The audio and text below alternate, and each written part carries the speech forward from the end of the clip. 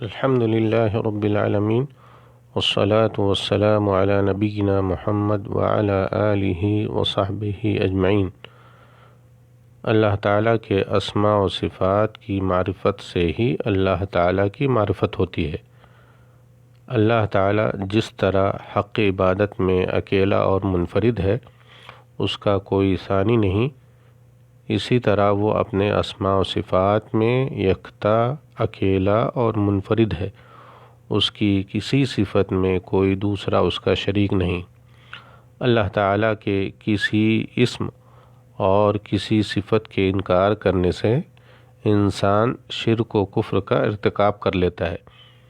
جب کسی انسان کو معلوم ہو کہ اللہ تعالیٰ کا فلاں اسم اور فلاں صفت ثابت ہے اور اسے خود اللہ تعالیٰ نے یا اس کے رسول صلی اللہ علیہ وسلم نے بیان فرمایا ہے، پھر وہ اس کا انکار اور اس کی نفی کرے تو وہ کفر کا مرتکب ہوگا، کیونکہ اس نے کتاب و سنت کی تکذیب کر دی اور اسے جھٹلایا۔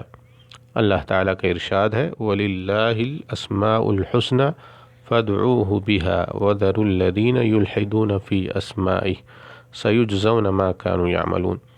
اور اچھے اچھے نام اللہ ہی کے لیے ہیں، سو ان ناموں سے اللہ کو پکارو، اور ایسے لوگوں سے تعلق بھی نہ رکھو جو اس کے ناموں میں کجروی کرتے ہیں۔ سورہ الاعراف آیت نمبر 180۔ اللہ تعالیٰ کا فرمان ہے وَهُمْ يَكْفُرُونَ بِالرَّحْمَنِ قُلْ هُوَ رَبِّي لَا إِلَٰهَ إِلَّا هُوَ عَلَيْهِ تَوَكَّلْتُ وَإِلَيْهِ مَتَابِ۔ یہ مشرکین مکہ اللہ رحمان کے منکر ہیں۔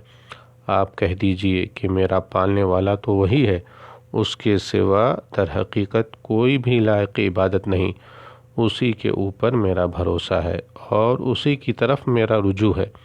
سورہ الرعد آیت نمبر 30۔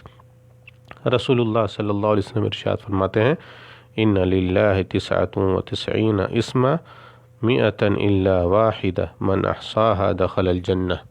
بلا شبہ اللہ تعالیٰ کے 99 نام ہیں، یعنی 100 سے ایک کم، جو کوئی انہیں یاد کر لے وہ جنت میں داخل ہوگا۔ رواہ البخاری و مسلم۔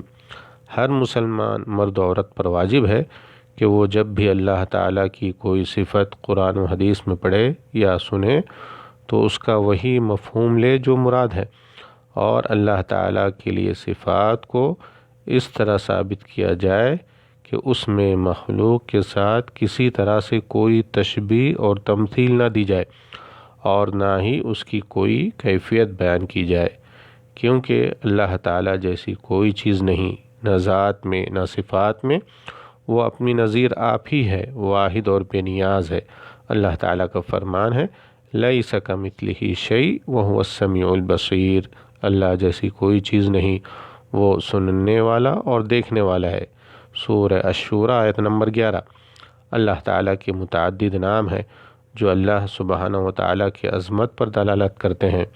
اللہ تعالیٰ کا ہر نام اس کی کسی نہ کسی صفت پر ضرور دلالت کرتا ہے، بلکہ اللہ تعالیٰ کا ہر نام بیک وقت 2 چیزوں پر دلالت کرتا ہے، ایک تو ذات باری تعالیٰ پر، اور دوسری اس کی صفت پر جس کا مفہوم یہ نام ادا کرتا ہے۔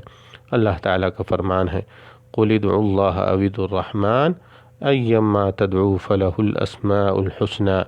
کہہ دیجئے کہ اللہ کو اللہ کہہ کر پکارو یا رحمان کہہ کر، جس نام سے بھی پکارو تمام اچھے نام اسی کے ہیں۔ سورہ الاسراء آیت نمبر 110۔ واللہ تعالی اعلم۔ والسلام علیکم ورحمۃ اللہ وبرکاتہ۔